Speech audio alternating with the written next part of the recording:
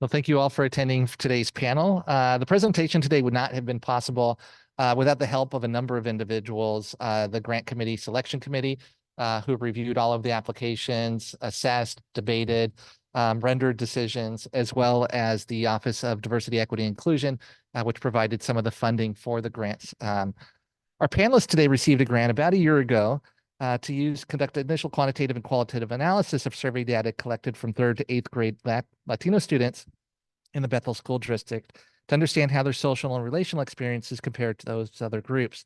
The product of that research today is our talk titled Understanding the Experience of Latinx Students in a Mid-Sized Urban School District. We have 3 panelists that are part of this discussion. I'll start with Dr. Audrey Lucero, who's an Associate Professor of Language and Literacy Education in the Department of Education Studies. She's also the director of the UO Latinx Studies Program, and her research centers on schooling for Latinx students and other marginalized communities. Next, we have Dr. Angel Dorantes, Linn Benton Community College, who is the Latino Outreach and Retention Director. Angel is a graduate of our PhD program, and his research focuses on the perceptions, feelings, and experiences of Latin language brokers. And then finally, we have Janette Avelar, a 3rd-year PhD student in Quantitative Research Methods and Education program at the University of Oregon.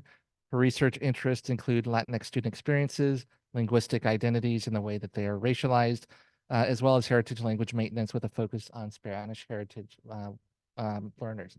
Please join me in welcoming today's panelists. Thank you. I'm going to use this. Can you hear me, Eli? Wonderful. Thank you all for coming. We really appreciate your being here for us to talk and have a conversation about the quantitative and qualitative research that we were able to engage as a team for this project. The quantitative and qualitative mixed methods provides us a good, solid understanding of part of the experiences of Latinx students in a school district mid-size. This gives us a notion of what they go through, but obviously it does not encapsulate their full experiences. As with any data set, there are always some limitations, and we will be covering those limitations towards the end of our conversation. So we'll start out by talking about the specific 2 surveys that are employed by the school district, and give you an insight of what those surveys look like, provide a snapshot of what the school demographics are for this particular school district, and then we'll dive into the experiences of the elementary school students, which are from 3rd grade to 5th grade. We'll look into some of the quantitative statistics, well, not a statistic, information related to that, and qualitative voices. Then we'll go into secondary, and for secondary, we're going from grade 6 through grade 12, and you will also see that on the screen. And then we'll talk about the overall student population, part of the whole cluster, and we'll finally finish with takeaways and limitations. All right, so with that in mind, let's go ahead and get started. So as you can see, our title is right up on the screen, and we're going to dive into, okay, so technical difficulties from the get-go. Okay, it's not changing screen. Oh, here we go. Okay, so it's called Panorama Social Emotional Learning Survey, and these are our findings. And okay, so there are 2 Panorama surveys. One of them is Student Supports and Environment, and that one has lots of 19 different questions. And again, remember, there are 2 different surveys, one for the elementary school kids and the other one for the secondary. The questions don't change very much, except for the secondary cohort. They add 4 additional questions. They're all Likert scale, depending on the question, from agree to, disagree, all of that kind of stuff you're all familiar with. So in terms of the Student Supports and Environment question, there are questions such as, or similar questions. We'll focus in on the salient questions in just a minute, but just to give you an idea of the other questions that are asked is, how often are you able to stand up for yourself without putting others down? how often can you have a disagreement without starting an argument, as well as how often do you compliment others their accomplishments. So those are the kinds of questions that are available for as well as for the other student competency and well-being questions, like how often do you walk into a classroom and the teacher you're upset and the teacher is concerned about that. Okay. The Zoom is not big. Oh.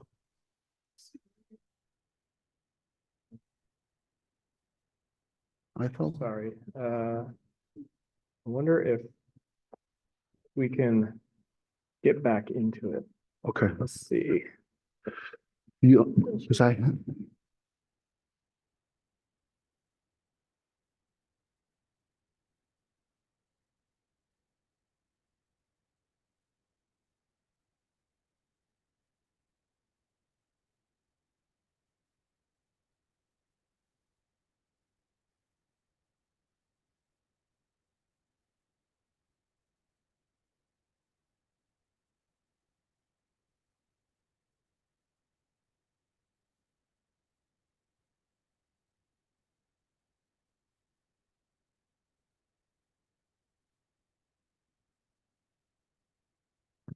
Zoom, can you see the screen?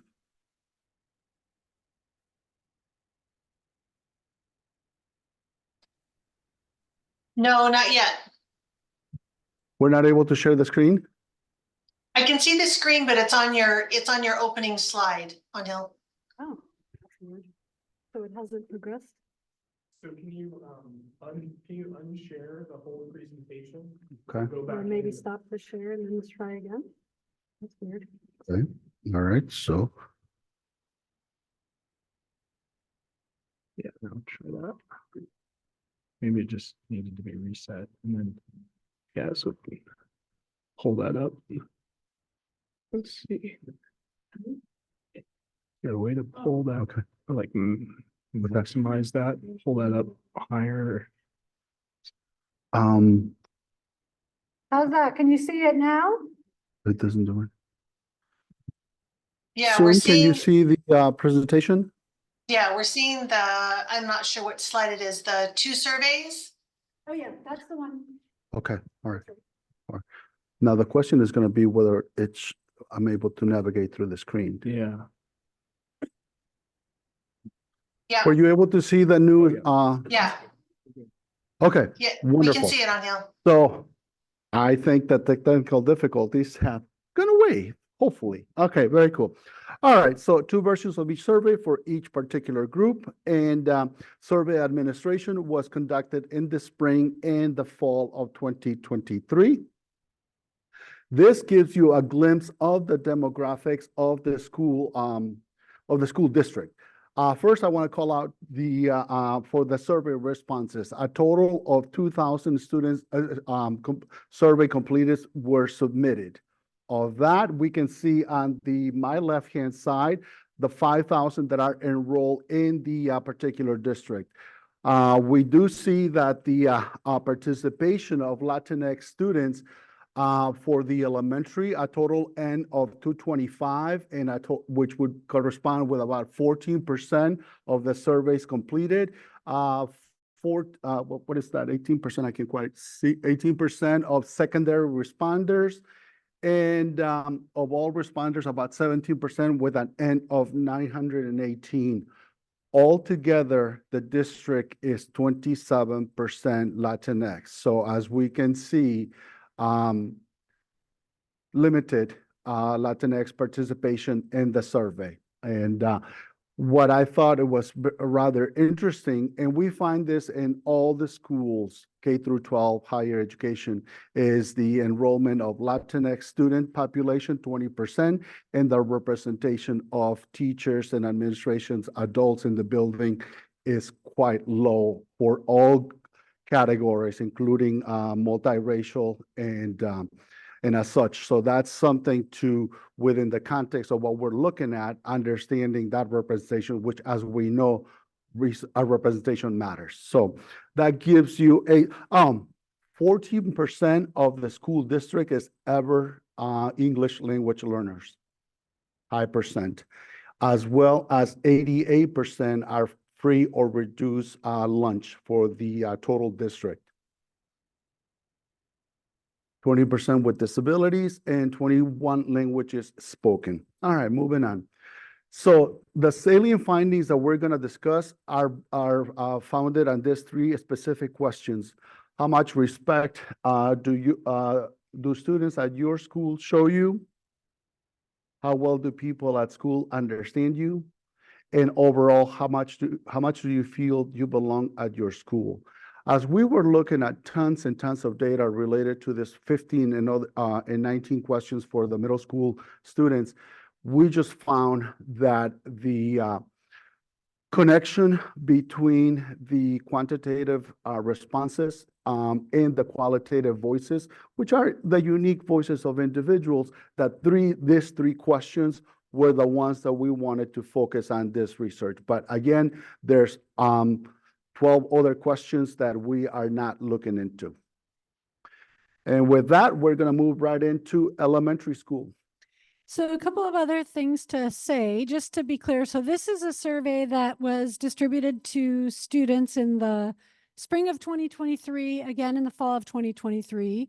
And the district plans to distribute the survey to students every fall and spring moving forward. This is a widely available free survey for students. One of the reasons that we have only 3,000 responses is because although every school in the district is represented in the data set, some schools, many teachers gave the survey. In other schools, only a few teachers gave the survey.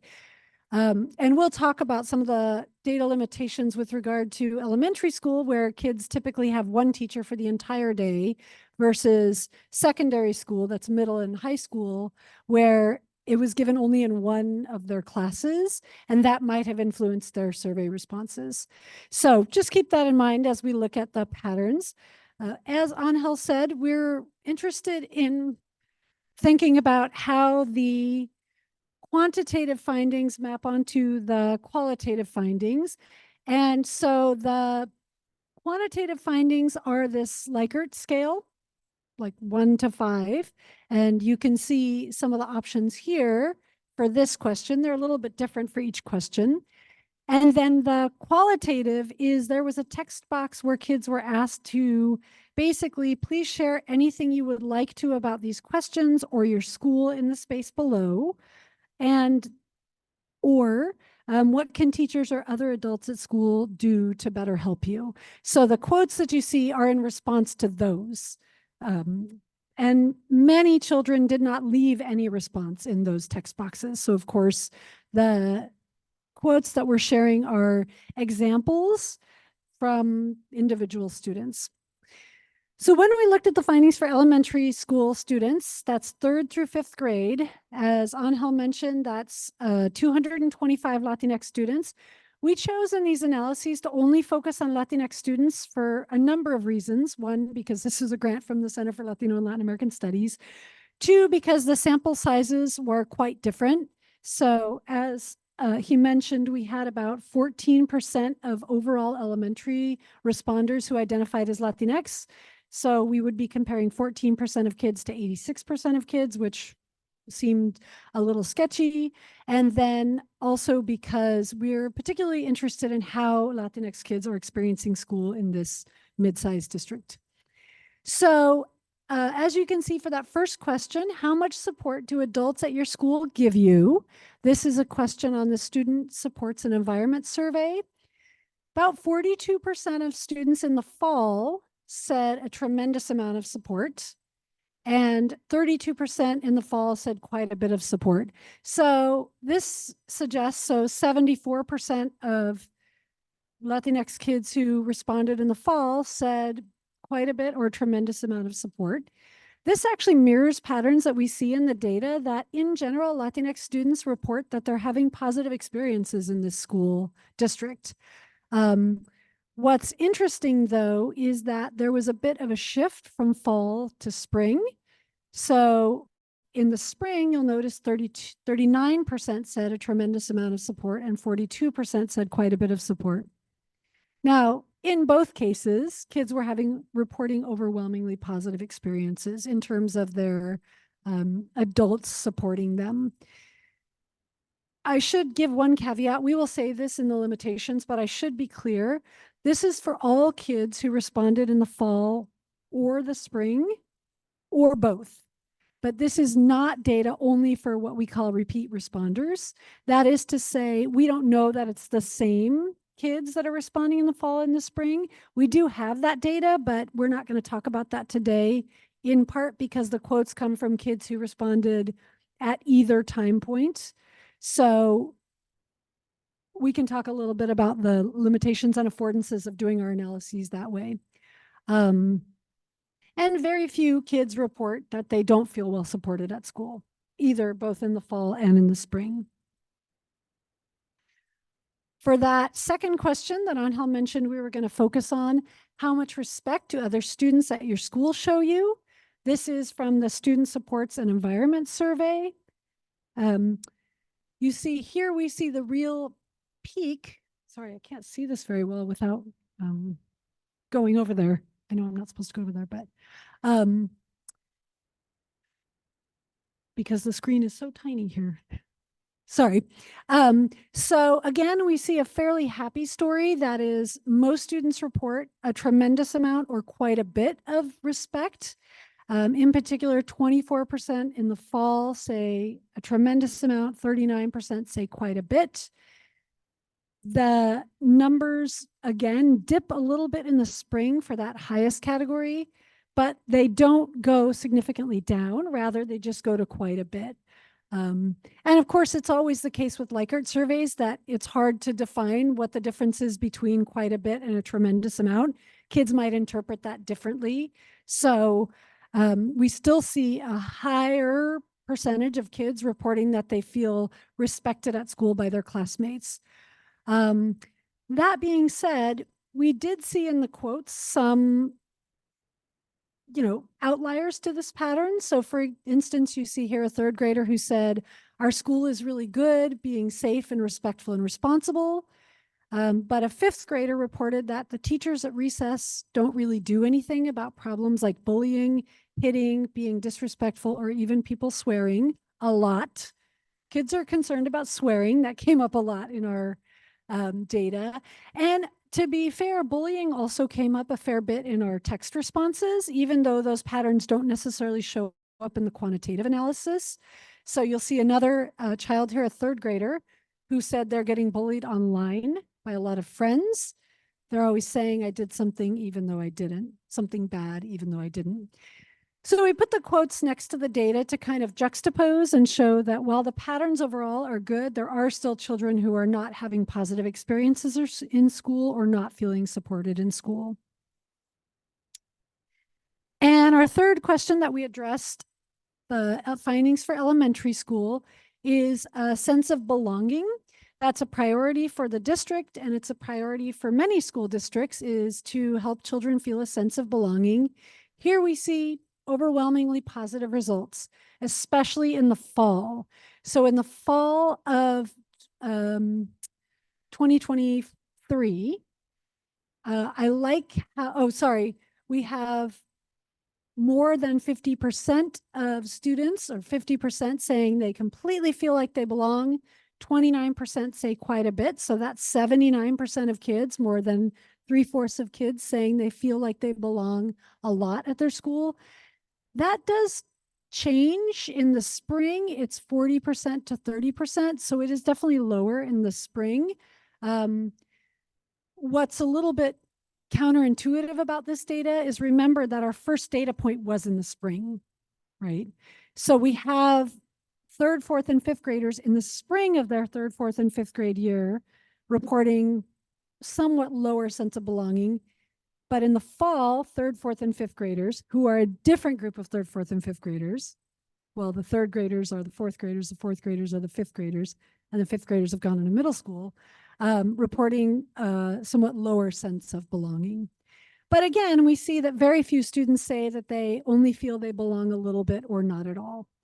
We got many positive comments from children about how they felt like their friends were kind, they liked their teachers, and this child who loves their school with about 17 exclamation marks. So that's the findings for elementary school.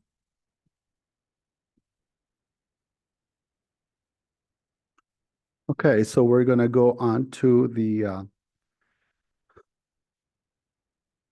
secondary Latinx students, and apologies to the Zoom room, we need to look at the screen. So the same issues related to the juxtaposition that Audrey was talking about, and the same issues related to starting out in the spring with the survey and then their responses.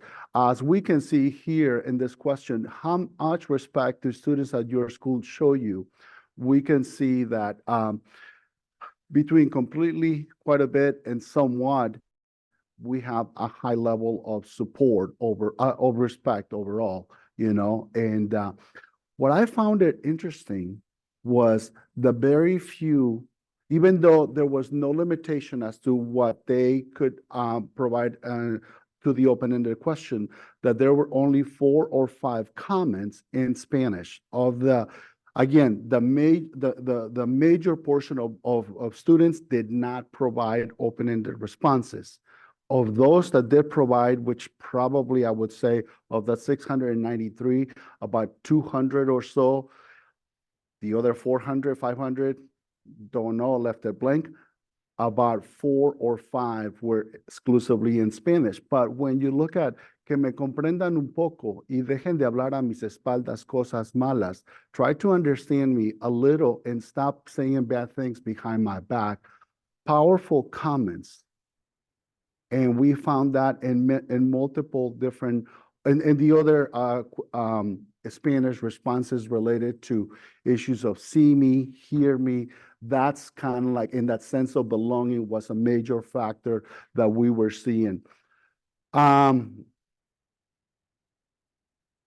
There is also an element of not being seen or heard as students talk about, listen to what we have to say and don't assume as we that you don't know what we're talking about, what we are experiencing. So very profound responses of how do I belong? How do I fit in? What respect am I shown? What is my perception of that, of the few that we're talking about? So we're going to move on to the next question.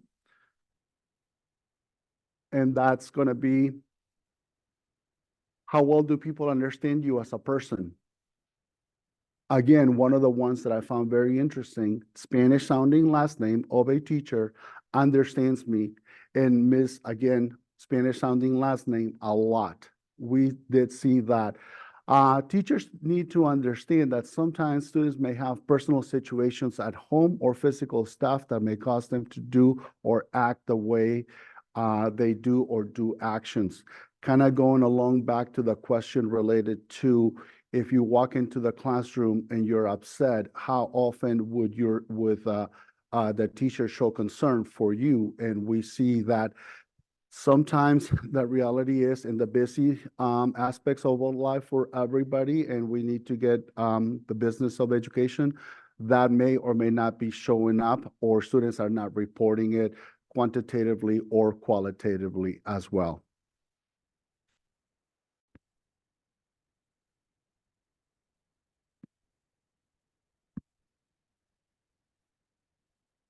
Overall, how much do you feel you belong at your school? We have a very long quote from one student who really loves their class and feels very connected to that. So we kind of do see a little bit of the complex picture related to very strong positive comments, as well as some other negative perceptions that might be being experienced by students as they talk about the overall school environment that some students do happen to love. The second quote has to do with the environment of the school. And here we learn from a student, adults and teachers at this school can start creating more friendly and colorful environments instead of the stone cold brick prisons that this school feels like more lighting. Again, profound statement. One, two things that came up in other responses were issues of the bathroom. They want that privacy because as you walk into a K through 12, oftentimes there is no door, right?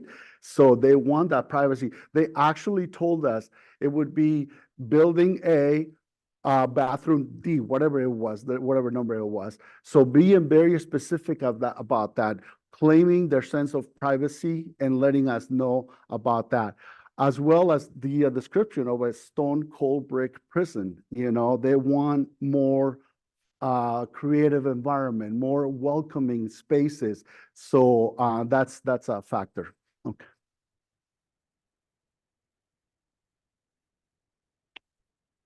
So one thing you may have noticed if you were eagle-eyed as we went through this is the different sort of patterns. So this is the elementary data again, and you may have noticed that it's skewed more toward the more positive responses. So the graph sort of goes down, right? Higher to lower. That is the case for all three questions in the elementary. Whereas in the secondary, we see kind of a more bell curve pattern, suggesting that secondary students are having a more kind of neutral or less overwhelmingly positive experience. That's what they're reporting.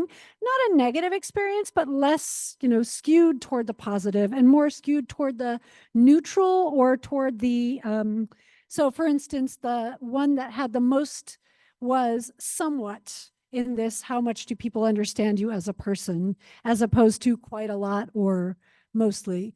So one of the questions that district leadership asked us to look at was those transition points, because those of us in education know that transition from elementary to middle school, and again from middle to high school, can be challenging for kids. One thing I will say is that there are 2 K-8 schools in this district. We did not disaggregate 6th and 7th graders we did not disaggregate kids who attended K-8 schools and were 6th, 7th, and 8th grade versus kids who attended middle schools at 6th, 7th, and 8th grade, because the numbers were simply too small, especially when we accounted for the number of responses from K-8 schools. They were just too small to disaggregate. So that's a caveat when you look at this. But we did conduct analyses just to look at how patterns differed by level: elementary, middle, and high school. In the previous analyses, secondary were aggregated 6th through 12th because that's how the surveys are separated out. But we further separated these questions in terms of elementary to middle to high. So we had some interesting observations here. And remember, we had a total of 918 Latinx students across all grades, 3rd through 12th. So for the question, how much respect do students at your school show you? Couple of notable things. There was a notable drop from elementary to middle school, right? Especially when we look at that fall. When we look at the spring. So it was 90% in spring of elementary school and 72% in spring of middle school. It does bounce back a little bit to be 78% in high school. Another data limitation perhaps is that this is all levels of high school, all levels of elementary, all levels of middle. So we can't say that it's like 8th to 9th grade. All we can say is that it's middle school to high school writ large. Because of the small numbers in the sample, we can only look at these patterns, but I still think it's interesting to see the differences among the groups. When we look at that second question, how well do people at school understand you as a person? We again see a little bit of drop off, but it's somewhat more consistent, right? So at elementary school, it's 77 to 81% of kids who say completely, quite a bit, or somewhat. At middle school, it's between 71 and 77% of kids who say that. At high school, 62 to 64%. So even though the drop off is not as sizable from level to level, we do see a big difference between elementary and high school, right? Such that at high school, only about 63% of kids feel somewhat, quite a bit, or completely understood at their school. And again, this is only data for Latinx students, right? So there's also drop-offs at each school level from fall to spring. So it kind of bears asking what's happening during the school year, which of course is information we don't have based on this data set.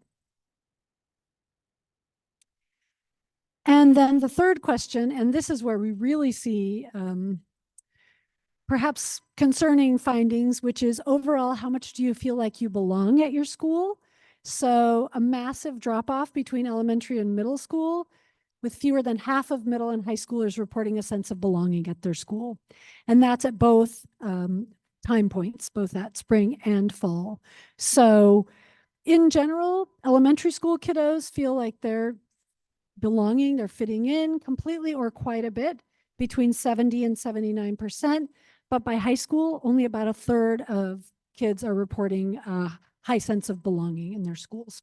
So that's a pattern that warrants a little bit more observation. And it is notable that that starts at middle school, right? So the real drop off is from elementary to middle school, and then middle and high school look pretty similar. And then we have one additional question that we thought was important to consider, given that this is a study that we will also share with district leadership. Do you have a teacher or other adult from school who you can count on to help you no matter what? Here, the news is somewhat better, which is to say that at elementary school, the vast majority of kids feel that yes, they do. And this was a binary yes or no. Those are the only two options on this question. So at the elementary level, absolutely 83 or 92%, depending on time point. Even at high school, about 3/4 of students, about 75% of students feel that there's an adult in the school that they can count on no matter what. So part of what we saw happening in the quotes, and we can talk a little bit more about this in the discussion, is the peer relationships were different at secondary than they were at elementary.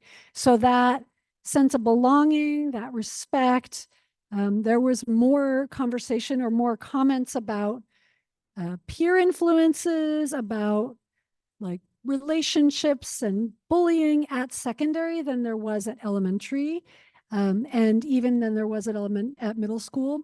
So that could be part of what's happening there, is that even though they have trusted adults, the peer environment at secondary seems less supportive of these students than at elementary and even at middle school.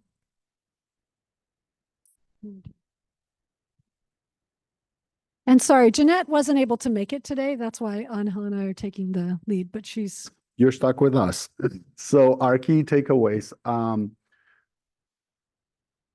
So generally, we see that there's a high level of support, though some problematic experiences as reported across the all levels, but for the most part, the high on the elementary and not as high in the positive experience at the middle or high school level.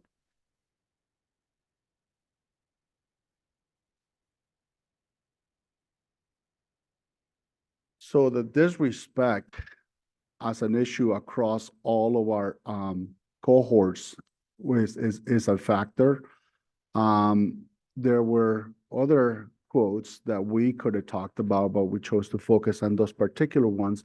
But the issue of bullying, both online and as well as in person, and a couple of individuals stating that they felt that when the bullying did occur, that no action was taken, even though they say that the teacher was present. So that's a major factor. Other related quotes to that would be that students feeling that there's unfair treatment, unfair punishment for certain kinds of issues, that sometimes they get blamed a lot more and the punishment is more severe than others. Again, these are more of the outliers, but goes to the point of the disrespectful overall campus environment, that they may be experiencing. That's why we wanted to bring that up. Middle and high schoolers reported much lower feelings of belonging than elementary schools, with a drop-off occurring by the fall of the middle school. One of the things that we wanted to do, and unfortunately not for this particular study, is what if we were to also look at the psychological, cognitive, and physical development of individuals, and what does the research tell us related to that, and then be able to see what, if any, kind of connections are there between those things that we know is happening, and how kids and pre-adolescents develop versus what is happening in this particular survey. That would be really interesting. It is way beyond the scope of this particular study, but that can help us to maybe make some connections, especially related to what the district wanted us to look at. Are there differences in the sense of belonging, support, understanding, respect in the transition years? Because of how the data was, we are unable to really dive into that. But all of those three elements would be really critical and may help illuminate more to understand these factors related to their overall experience. So, and with that, we're going to move into limitations, which we actually already been talking about that.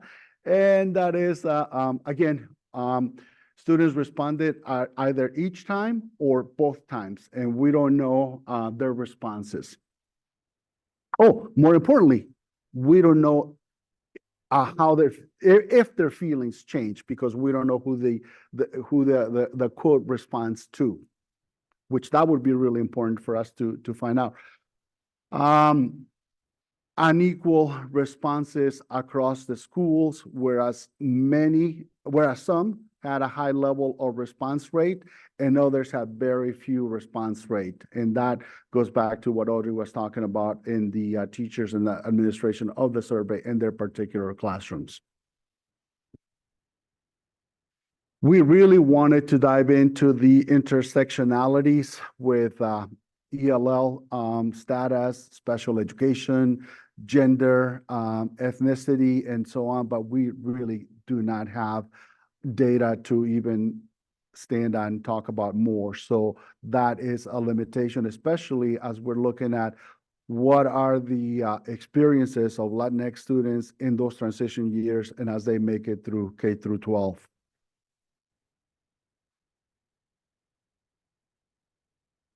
The whole point of many students just left that question open-ended blank, and we have limited responses to that open-ended question, but those that did provide that feedback were very profound.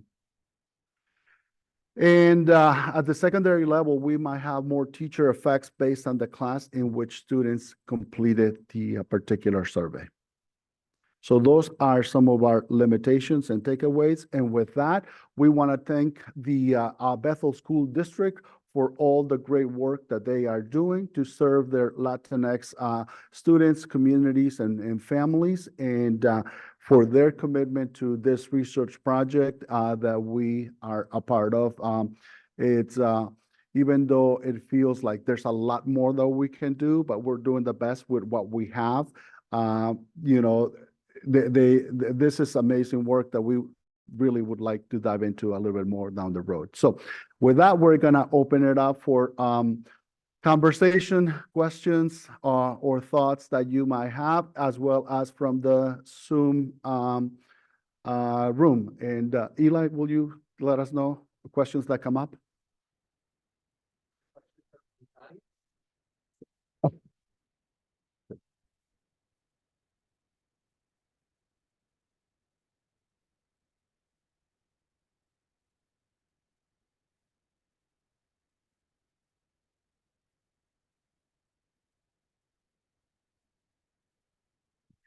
Yes, so excuse me. So the Bethel School District is one of 3 districts here in the metropolitan area. It is, as we said, it's a smallish district, about 5,000 students. Trying to think of the exact number of schools. I want to say 12, but I'm probably wrong. And the district administrators are on Zoom, so they can correct me because I'm sure I'm wrong. 11, thank you. It is much higher in Latinx identifying students than Eugene 4J. So last that I saw, Eugene was about 11% and Bethel is 27%. So it is a more diverse district in that way. I think in the slide that we showed at the beginning, there are many languages spoken in the district, but it is predominantly a white and Latinx identifying district. Yeah, I'll go back to the 21 minutes, yeah. Yep. And this data is from the Oregon Department of Education report cards. So you can see that similar to the rest of the state, the teacher population is predominantly white, but it does have a higher Hispanic and Latino population. There's a lot of variation, as there is in most districts, in terms of socioeconomic diversity. So some schools are much wealthier than other schools. And it's a little tricky to make generalizations again about our data because we have some schools that we have a lot more data from and some that we have fewer data points from. But that's kind of an overview of the district. Yep. And it's in the North Eugene area. Hello.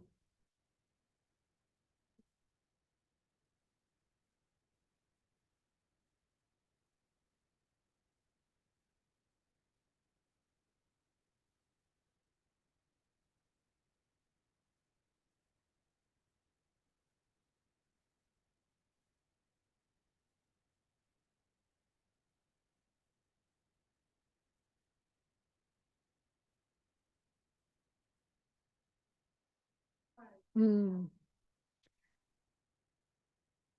So these are the responses that are available to students on the survey. Right. So the text that you see in blue is the text that students saw, and the answer choices that they have were those that are there. So that is part of what's it's always tricky with Likert survey data, is that we might interpret the responses differently, but that's the way the survey is structured.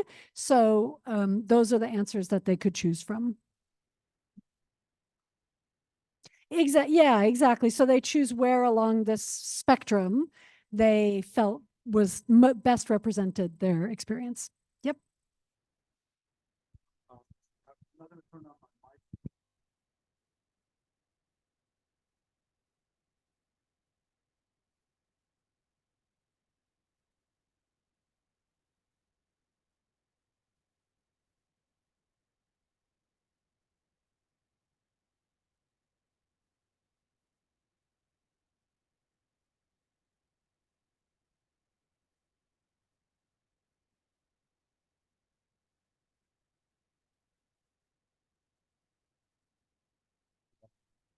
Oh, yes. So did you hear in the Zoom what Angel said?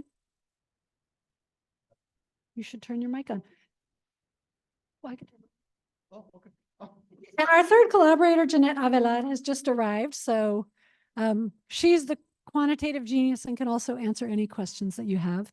But do you want to just say again what you said? I'll turn this one off. Yeah, I was just alluding to the fact that the quantitative is pretty explicit. That's the Likert scale that you see.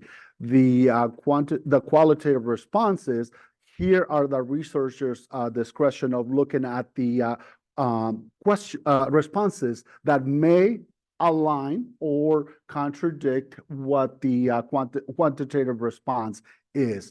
And here sometimes we did look for the outlier to make a point, because that's where, you know, we might be able to find more richer data that is supported by one student's response, but others are talking about that's issue of bullying. People were talking about that.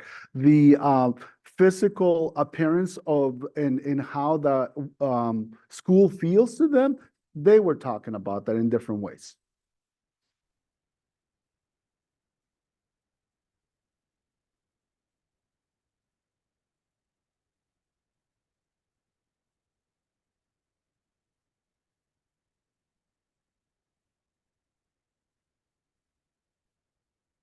That would be very interesting. And I wonder whether that is available. Yeah, that would be super interesting. I haven't seen whether Panorama has published national results, but I would imagine it's something we could look into. Because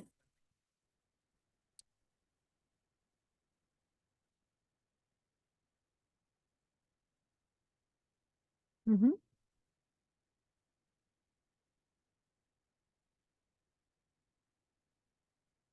Yeah, and one reason I think that could be super interesting too is because, of course, we're talking about a very particular context. So this is a district that has 27% Latinx identifying students. And actually, a lot of people are just surprised to find out that in Oregon, the K-12 population is about 25% Latinx identifying right now. That being said, the greater Eugene area is not a very high Latinx identifying population. So think about the difference that a student might have in their experience if they're in Woodburn, right? Or in Ontario, Oregon, or if they're in a pocket of Portland that's heavily Latino, as opposed to being in the Eugene metropolitan area, right? So it would be interesting to see, compared to the national sample, how are kids in this predominantly white city experiencing schooling differently than kids who are maybe in more Latinx communities.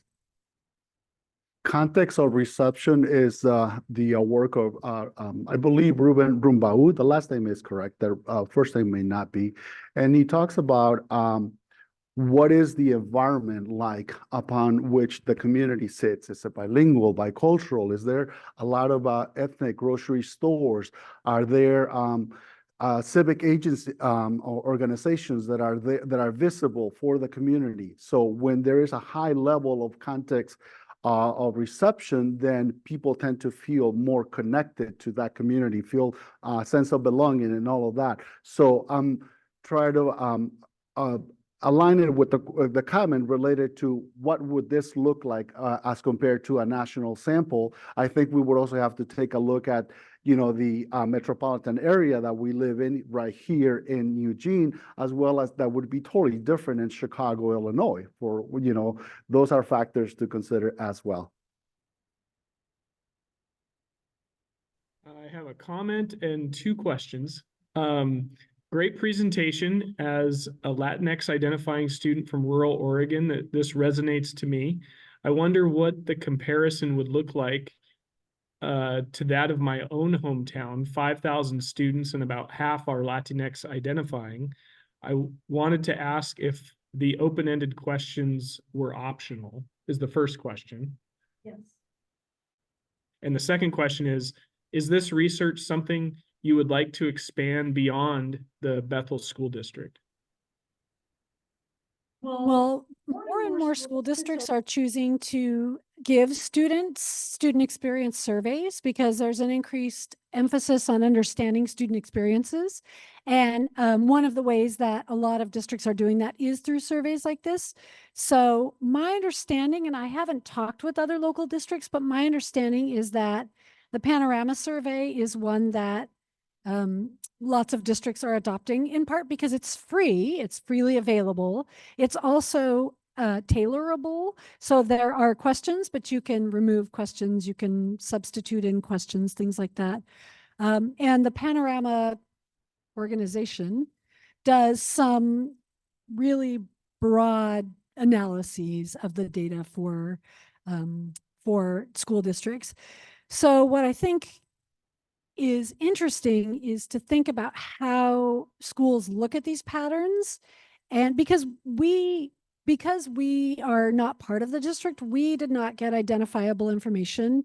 That is to say, the classroom in which these kids were, or the teacher who gave the survey. But that's information the district has, so they can look at the teacher level and see like which teachers are consistently getting students with really positive experiences. What is happening in those classrooms that is helping children have those positive experiences? Or are there schools, right? We're really interested, and I know that the superintendent, Craig Sproles, is really interested in knowing about the difference between 6th, 7th, and 8th graders in K-8 schools versus middle schools. I think that's super interesting. But again, we had such small numbers of responses from the two different groups that it would be somewhat disingenuous to compare. If there were complete data from all of the schools at both time points or moving forward longitudinally, that would be really interesting to look at. Does it make a difference? Because kids in K-8 schools still start going to multiple classes, but they're in the same building that they've been in maybe since kindergarten. They are surrounded by teachers that they maybe already know. So you can imagine it's a different experience for those kiddos than it is to transition to a middle school. In my current role as a Latino Outreach and Retention Manager at Linn Benton Community College, working with students that have made those transitions from K through 12 and eventually ended up at the community college, I really would love to take this type of research to the local school districts. For instance, Linn Benton is located in Albany. In Albany, the school, some of the schools are 30% Latino, and the other one's like 20%. And that's the high school. At the elementary level, it's got to be much higher. Even Corvallis, which I did not see this coming, Corvallis High School is at about almost 18%, and Crescent Valley, even that was 12%. So to be able to look at, from my standpoint as a administrator at the community college level, this is the pipeline. These are the experiences.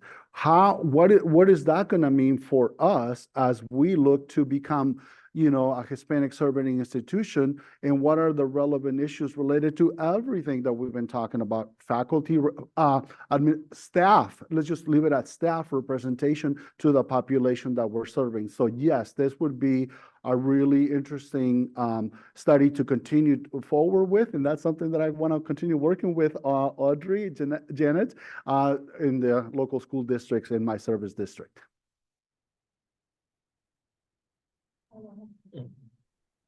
This is just a quick follow-up question from me. You've kind of talked about the interesting kind of direction that this research can take. I'm curious, what is the plan for your team? Like, do you have any immediate plans to take this research forward or collect more data or anything like that? Well, immediately, what we've done is we also conducted analyses, which we didn't present here today, on repeat responders. So that is only on the subset of children who responded at both time points. So to see how their responses changed. And there actually are some interesting discrepancies in those patterns, in the sense that they might overall look more positive, but among repeat responders be a little bit less positive. So we're going to continue analyzing that data. We have prepared an executive summary that we're going to share with the leadership team at Bethel School District. And beyond that, I think it's week 8, so we haven't thought about much more than that.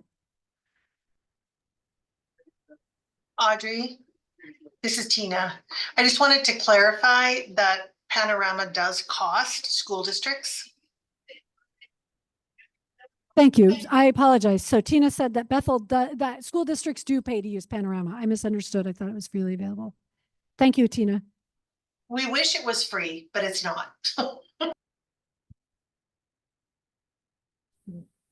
Audrey and team, this is Craig from Bethel, and just wanted to thank you for conducting the analysis. And now that you have done it once, I'm wondering if we have a whole new bucket of data from the fall, and we'll have another one in the spring. And I'm wondering if this is something that could be done again now that we've kind of worked out all the kinks once we get the data set.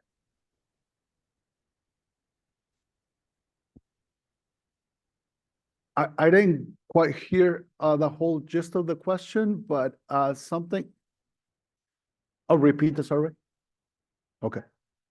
Okay. Yeah, if that is the question, definitely, we would definitely love to see more administration of the survey at different points. And, you know, at some point in time, if money wasn't an issue, I mean, to have a which always is, a longitudinal study, because that would really help us more.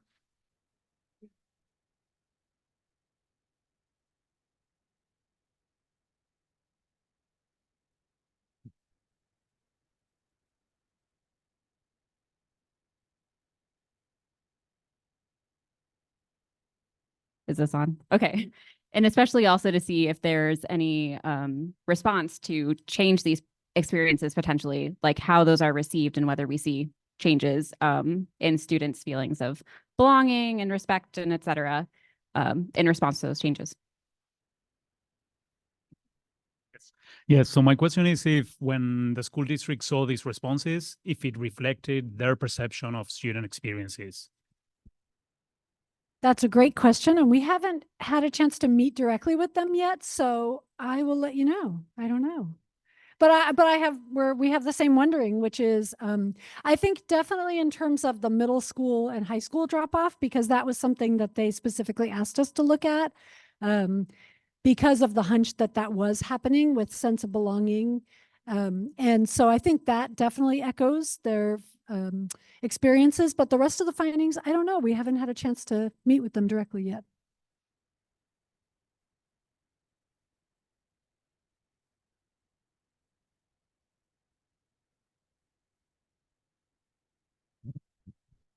Like you didn't show the population of Latin students compared to non-Latin students, but I was wondering if you had a sense if there were differences, because it seems like really the kind of comparison that I'm thinking of, like maybe transition to middle school is hard for everybody, but maybe like the sort of belonging is like especially relevant for Latin students versus non-Latin students. Oh, sorry, that's okay. We did see some differences, and we originally started by comparing our Latinx students to those who were not. And it was positive for them. We saw that some of those experiences were higher, especially around belonging. Yeah. Yeah, we actually saw that in many of the cases, Latinx students reported higher, more positive school experiences than non-Latinx students. So that was interesting. And that's something that we definitely will share with Bethel School District as well. This may be premature, but are there any practical applications to this in terms of what you're finding that you would suggest to the schools that they change, or are you finding that things are going pretty well? People feel like a sort of good sense of belonging, so status quo, but any sense of practical applications?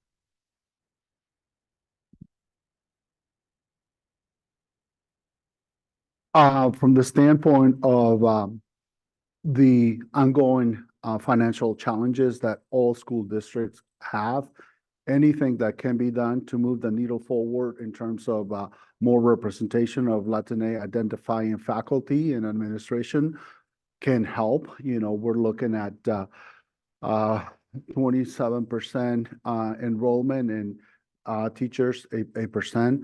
That's not that much different in other school districts. That's, you know, the general average, you know. So anything that we can do to work within the legislation to support education more and to be able to make some headway related to that, I think that that would help. Well, and I was just going to say, I think the drop off in sense of belonging and feelings of respect from peers at middle and high school is something that definitely warrants attention, because those are times when students are walking into situations where they may have 5 or 6 different teachers a day, maybe more.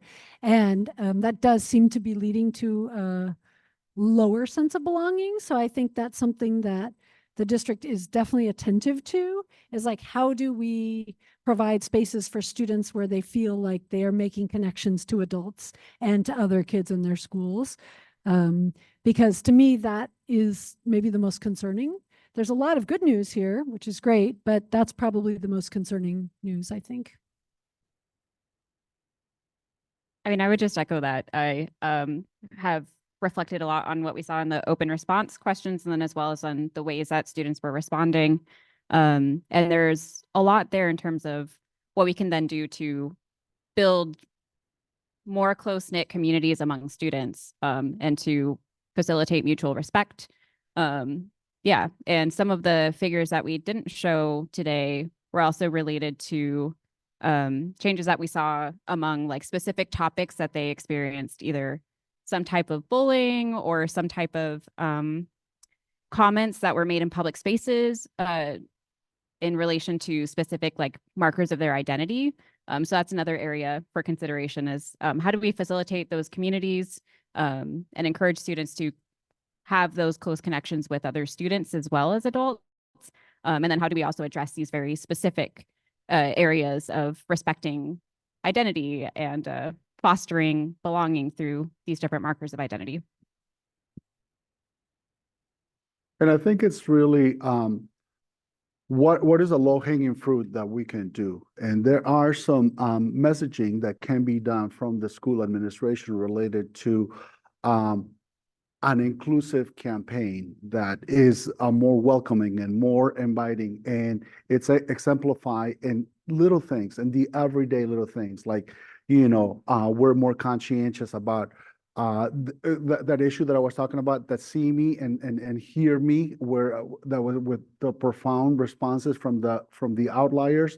That's something that each and every one of us on every day of our work, just checking in with the student, and that eye-to-eye contact and that being genuine, that's low-hanging fruit that we can do, that does not require, and that would go a lots of infrastructure. And we're in this business because we, of education and what it means to us. So to embrace some sort of cultural aspect to the various school buildings and the district as a whole into a campaign of welcoming, inclusiveness, and all of that can help a long way in that sense of belonging, the issues of respect. And if it is in fact that there are questions related to different levels of punishment, if one is if that's warranted, things like that.